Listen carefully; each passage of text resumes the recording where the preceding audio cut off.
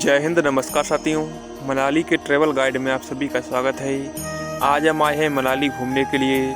इसमें हमने 2 दिन की यात्रा का परफेक्ट प्लान बनाया था, जिसमें जो मनाली है वह पीर पंजाल और धौलाधर पर्वतमाला के बर्फ़ से ढकी ढलानों के बीच बसा मनाली देश में सबसे फेमस हिल स्टेशनों में से एक है। दिल को छू जाने वाले दृश्यों के साथ हरे भरे जंगल, फूलों के साथ बिछे हुए घास के मैदान, नीले झरने, हवा में धुंध व ताजगी, बड़े बड़े देवदार के पेड़। इसमें जो मनाली है इसको कुदरत ने एक्स्ट्रा ऑर्डिनरी सुंदरता से नवाजा है, जिसमें अगर आप भी मनाली के टूर पर जाना चाहते हैं तो मनाली की यात्रा प्लान करते समय यही भी जान लें कि यह जो शहर है वह संस्कृति के प्रेमियों और जो एडवेंचर को पसंद करने वाले लोग और जो शांति को चाहने वालों के लिए एक सच्चा आश्रय स्थल है, जिसमें रोमांस और एडवेंचर पसंद करने वाले लोगों के लिए सोलांग वैली में river rafting, paragliding, camping, rock climbing, rappelling, zorbing समेत कई चीज़ें हैं। मनाली में प्रकृति के प्रेमियों के लिए पातालसू पीक, देव टिब्बा बेस कैंप, जोगनी फॉल्स जैसे कई लोहामने ट्रैक और दर्शनीय स्थल हैं, जिसमें रोहतांग दर्रे की बर्फीली सड़कों से गुजरते हुए आपको पूरे हिमालय की तस्वीरें आंखों के सामने आ जाएंगी। जिसमें मनाली की यही पूरी जगह है। ये रोमांस और एडवेंचर पसंद करने वाले लोगों के लिए जन्नत है। जिन लोगों को इतिहास कला में रुचि है वह हिमालय संस्कृति और लोक कला म्यूजियम में संस्कृति और विरासत के शानदार नमूनों को देख सकते हैं। मनाली में अध्यात्म से जुड़े लोगों के लिए बहुत कुछ है, जैसे यहाँ पर मनु मंदिर, हिडिंबा मंदिर, वशिष्ठ मंदिर जैसे कई मंदिर हैं, जहाँ पर जाकर के आप अपनी अंदरूनी शांति भी पा सकते हैं। तो भाई चलिए अब जो मनाली है इसको थोड़ा करीब से जानते हैं। और आपके लिए मनाली के लिए हमने 2 दिन की यात्रा का ट्रिप प्लान किया है, ताकि आप जल्दी से जल्दी और अच्छी से अच्छी जगहों को बढ़िया तरीके से एक्सप्लोर कर सकें। देखिए, जिसमें सबसे पहले बात करते हैं कि जो मनाली है इसे घूमने का सही समय क्या है। तो अगर आप बहुत ठंड पसंद करते हैं तो आप अक्टूबर से लेकर के फरवरी के बीच में मनाली की यात्रा के लिए आएँ। इसमें यह जो समय है वो सबसे अच्छा माना गया है, क्योंकि ख़ास तौर पर अगर आप जनवरी में आते हैं तो आपको यहाँ पर ताज़ा बर्फ़बारी देखने को मिल जाएगी, जिसका आप आनंद ले सकते हैं। पर अगर आप सर्दियों में नहीं आना चाहते हैं तो आप मार्च से जून के बीच में मनाली की यात्रा का लुत्फ़ उठा सकते हैं। वहीं अब बात करते हैं कि मनाली कैसे पहुँचें। तो सबसे पहले बात करते हैं कि फ्लाइट से मनाली कैसे पहुँचें। तो हवाई मार्ग के द्वारा इसके सबसे निकटतम जो हवाई अड्डा है उसका नाम बुंटूर हवाई अड्डा है, जो कि मनाली से लगभग 50 किलोमीटर की दूरी पर स्थित है। इसमें घरेलू उड़ानें बुंटूर को दिल्ली और चंडीगढ़ से जोड़ती हैं। इसमें इसी हवाई अड्डे से आप मनाली के लिए प्रीपेड टैक्सी भी ले सकते हैं। वहीं अगर आप डायरेक्ट दिल्ली से आना चाहते हैं टैक्सी से, तो इसकी टैक्सी का किराया आपसे लगभग 6000 रुपये पड़ सकता है। वहीं अगर आप चाहें तो चंडीगढ़ हवाई अड्डे पर भी उतर सकते हैं। वहां से टैक्सी या बस पकड़ करके आप सीधा मनाली पहुंच सकते हैं। वहीं बात करें कि रेल मार्ग से मनाली कैसे पहुंचें, तो जोगिंदर नगर रेलवे स्टेशन मनाली के सबसे निकटतम रेलवे स्टेशन है। वहीं आपको बता दें कि जो ट्रेन का साधन है वह मनाली पहुंचने के लिए सबसे आरामदायक और सबसे सस्ता साधन है। जिसमें जो मनाली के पास का जो जोगिंदर नगर रेलवे स्टेशन है वह देश के कई महत्वपूर्ण शहरों के साथ हिल स्टेशन को जोड़ता है। इसके अलावा बाई चांस आपको सीधी ट्रेन नहीं मिलती है तो आप चंडीगढ़ या फिर अम्बाला रेलवे स्टेशन के लिए भी ट्रेन पकड़ सकते हैं। इसके बाद आप यहां से टैक्सी लेकर के सीधा मनाली पहुंच सकते हैं। वहीं अगर बात करें कि सड़क मार्ग से मनाली कैसे पहुंचें, तो दिल्ली से मनाली के लिए बस की यात्रा लगभग 550 किलोमीटर की है। वहीं जो देश के बड़े बड़े शहर हैं उनके लिए भी जो मनाली है इसकी कनेक्टिविटी की बढ़िया सुविधा मौजूद है। इसमें मनाली सड़क मार्ग के द्वारा आप लेह, शिमला, कुल्लू, धर्मशाला जैसे महत्वपूर्ण स्थलों को एक्सप्लोर करते हुए मनाली पहुंचेंगे, जिससे आपका जो सड़क मार्ग का जो अनुभव होगा वो बहुत ही बेहतरीन होगा। वहीं मनाली के इस पूरे सुंदर सफ़र को पूरा करके हम पहुंच चुके हैं मनाली में। अब जानते हैं कि मनाली में देखने के लिए कौन कौन सी जगह हैं। तो डे 1 में आप मनाली को लोकल घूमने के लिए निकल जाइए, जिसमें आप जानते हैं कि मनाली में डे 1 में घूमने के लिए क्या क्या है। तो सबसे पहली घूमने के लिए जगह है तो उसकी आप शुरुआत कर सकते हैं हिडिंबा मंदिर से, इसमें मनाली के सबसे लोकप्रिय मंदिरों में से एक हिडिंबा देवी मंदिर को स्थानीय भाषा में डुंगरी मंदिर के नाम से भी जाना जाता है। यह जो मंदिर है वह 4 मंजिला स्ट्रक्चर के जंगल के बीच में स्थित है। इसे डुंगरी वन भी कहा जाता है। इस जंगल को हिडिंबा मंदिर हिडिंबा देवी को समर्पित एक बहुत ही यूनिक मंदिर है, जो कि महाभारत के भीम की पत्नी और घटोत्कच की माँ थी। इसीलिए इस मंदिर का जो संबंध है वो महाभारत काल से है।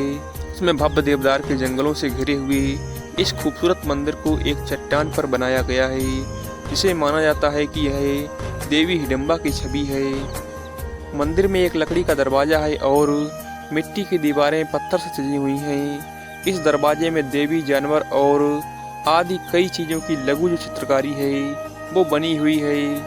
वहीं मंदिर में देवी की मूर्ति नहीं है, लेकिन उनके पद चिन्ह को उकेरते हुए एक विशाल पत्थर रखा गया है।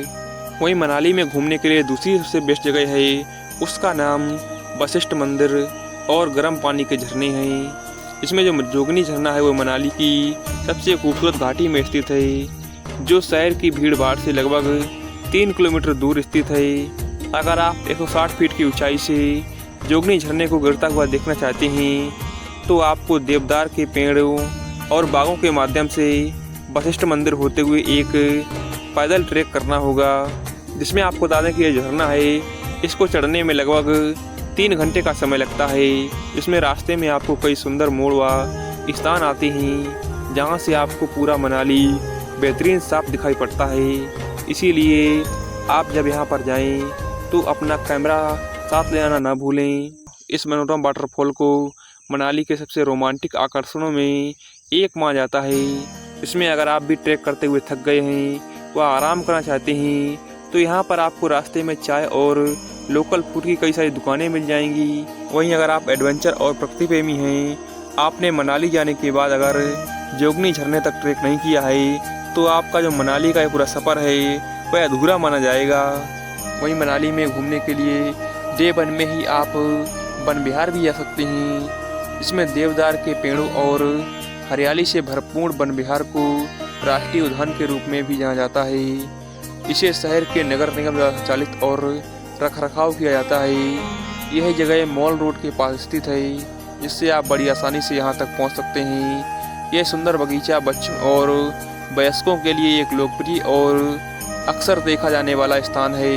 इसमें मनाली का यह जो पार्क है, इसका मुख्य आकर्षण सुंदर मानव निर्मित झील है, जो कि जंगल के बीच में स्थित है। पर्यटक झील में नौका विहार का आनंद ले सकते हैं। इसमें यह जो पार्क है, इसमें बच्चों के साथ साथ कपल के लिए भी कई सारे झूले बने हुए हैं। इसमें यह जो वन विहार पार्क है, इसी के पास में ब्यास नदी बहती है। इसमें शाम को पार्क की सैर और यहाँ से सनसेट का अनुभव करने का आनंद ही कुछ अलग होता है। और डे 1 में इतना एक्सप्लोर करने के बाद आपको शाम हो जाएगी तो आप रात भर यहीं पर किसी होटल में रेस्ट कीजिएगा। वहीं जानते हैं कि डे 2 में आप कहाँ घूम सकते हैं। तो सबसे पहले आप डे 2 में एक बाइक रेंट पर लें। मनाली के दूसरे दिन के लिए आपके पास 2 ही विकल्प होते हैं। अगर आप बाइक चला लेते हैं और आपको बाइक से प्यार है और अगर आपको ऊबड़ खाबड़ रास्तों पर एडवेंचर करना पसंद है तो आप रोहतांग पास पर अपनी बाइक लेकर निकल सकते हैं। और अगर आप एडवेंचर गतिविधियाँ जोरविक स्काइंग, पैराग्लाइडिंग करने का आपका अगर मन है तो आप सोलांग वैली की तरफ रुख कर सकते हैं। लेकिन जो रोहतांग पास है वो सिर्फ जून से लेकर के अक्टूबर तक ही खुला रहता है। वहीं सोलांग वैली है, इसकी जो एक्टिविटी है वो मौसम के हिसाब से तय की जाती है। याद रहे कि आपके दूसरे दिन के दोनों प्लानों में से आप अपनी पसंद से किसी को भी चुन सकते हैं। इसमें सबसे पहले बात करते हैं रोहतांग पास की। तो अगर आप अच्छे से बाइक को राइड कर सकते हैं तो आप मनाली की यात्रा की योजना बनाते समय रोहतांग पास की 1 दिन की यात्रा का प्लान जरूर कीजिएगा। इसमें रोहतांग पास की यात्रा का प्लान बनाते समय आपको यह बात जरूर ध्यान रखनी है कि यह जो पूरा रोहतांग पास दर्रा है ये जून से लेकर के अक्टूबर के समय ही खुलता है। बाकी समय पर यहाँ पर भारी बर्फबारी देखने को मिलती है। इसीलिए गवर्नमेंट के द्वारा यह जो दर्रा है वो बंद कर दिया जाता है। जिसमें यह जो रोहतांग पास है वह मनाली मुख्य शहर से लगभग 51 किलोमीटर दूरी पर स्थित है। इसमें जो रोहतांग दर्रा है यहाँ पर आप सिर्फ सड़क मार्ग से ही पहुँच सकते हैं। जिसमें रोहतांग दर्रा करीब 4000 मीटर की ऊंचाई पर स्थित है। जैसे ही वाहन मनाली केलांग रोड पर चढ़ता है तो चारों ओर के परिदृश्य की सुंदरता को आप देखते ही रह जाएंगे। रोहतांग में ऊंचाई के साथ साथ ठंड भी बढ़ना शुरू हो जाती है। रोहतांग पास में आपको बर्फ से ढकी हुई पहाड़ियों, लुभावने दृश्य और शानदार नज़ारों देखने को मिलेंगे। रोहतांग पास में भी बहुत सारी फिल्मों की शूटिंग हुई है, इसीलिए आपको यहाँ पर कई सारी जानी पहचानी जगह मिलेंगी। लेकिन यहाँ पर गाड़ी का प्रवेश परमिट शुल्क होता है, वो 550 रुपये प्रति गाड़ी होता है। वहीं दूसरे दिन मनाली में एक्सप्लोर करने के लिए जो नेक्स्ट जगह है उसका नाम सोलांग है। मनाली घूमने जाने के दौरान दो बिल्कुल अहम स्थान हैं, रोहतांग और सोलांग वैली, जिसमें मनाली मुख्य शहर के उत्तर पश्चिम के 14 किलोमीटर सोलांग हिमाचल प्रदेश के सबसे लोकप्रिय पर्यटन स्थलों में से एक है। अगर आपको बर्फ़ में खेलना या फिर बर्फ़ में समय बिताना अच्छा लगता है तो आपको सोलांग ही जाना चाहिए। इसमें एडवेंचर के शौकीनों के लिए पसंदीदा, पैराग्लाइडिंग के लिए पैराशूटिंग, घुड़सवारी के लिए आप मिनी ओपन जीप, ड्राइविंग जैसे कई सारे विशेष रूप से सभी वर्ग के आयु के लिए पर्यटकों के लिए उपलब्ध ये चीज़ें जो है वह सोलांग की जो यात्रा है उसको बहुत ही यादगार बना देती हैं। सर्दियों के दौरान सोलांग घाटी स्नो मेकिंग स्कीइंग के साथ कवर किया जाता है। यह एक लोकप्रिय खेल है। पहली बार स्कीइंग करने वाले लोगों की देखरेख करने के लिए एक ट्रेनिंग संस्थान भी है, जिसमें सोलांग में जैसे ही बर्फ़ पिघलती है वैसे ही स्काइंग के बदले आप जोरविंग और पैराग्लाइडिंग का लुत्फ़ उठा सकते हैं। इसीलिए सोलांग घाटी में भारी संख्या में पर्यटकों का आना जाना लगा रहता है। वहीं सोलांग वैली के खर्च की बात करें तो सोलांग वैली में 500 रुपये प्रति स्कूटर, पैराग्लाइडिंग के लिए आपको प्रति व्यक्ति 600 रुपये, केबल कार रोपवे के लिए आपको प्रति व्यक्ति 450 रुपये, जोरविंग के लिए 350 रुपये, वहीं हेलीकॉप्टर सवारी के लिए प्रति व्यक्ति 2500 रुपये लग सकते हैं। इसके अलावा मनाली में घूमने के लिए नेक्स्ट जगह का नाम राहेला झरना है। इसमें मनाली बस स्टैंड से लगभग 29 किलोमीटर की दूरी पर स्थित है। राहेला झरना रोहतांग दर्रे के रास्ते में स्थानीय लोगों और पर्यटकों के लिए एक बहुत ही प्रसिद्ध पिकनिक स्थल है। यहाँ का पानी आमतौर पर ठंडा होता है क्योंकि यह हिमालय में स्थित पिघलने वाले ग्लेशियर से निकलता है। आसपास में यहाँ पर ज़्यादातर आपको देवदार के वृक्ष देखने को मिल जाएंगी। बर्फ़ से ढकी हिमालय की चोटियों को झरने के आसपास के कई स्थानों से आसानी से आप देख सकते हैं। इसमें 9000 फीट की ऊंचाई पर स्थित है जो वाटरफॉल है। यह जगह प्रकृति प्रेमी और फोटोग्राफरों के लिए एक आइडियल स्थान माना जाता है। इसमें परिवार और दोस्तों के साथ आप कुछ जो क्वालिटी टाइम है उसको यहाँ पर स्पेंड कर सकते हैं। जिसमें यह जगह है वह उन लोगों के लिए भी है जो अपने दिमाग को शांत करना चाहते हैं और अंदरूनी शांति चाहते हैं। तो आप राहेला वाटरफॉल को ज़रूर एक्सप्लोर करिएगा। तो ये था हमारी इस वीडियो का मनाली का 2 दिन का पूरी यात्रा का टूर गाइड। इसमें मैंने आपको बताया कि आप डे 1 में कहाँ घूम सकते हैं और डे 2 में कहाँ घूम सकते हैं। तो आशा करते हैं दोस्तों हमारे द्वारा दी गई ये जानकारी आपको पसंद आई होगी। तो जय हिंद दोस्तों, मिलते हैं नेक्स्ट वीडियो में।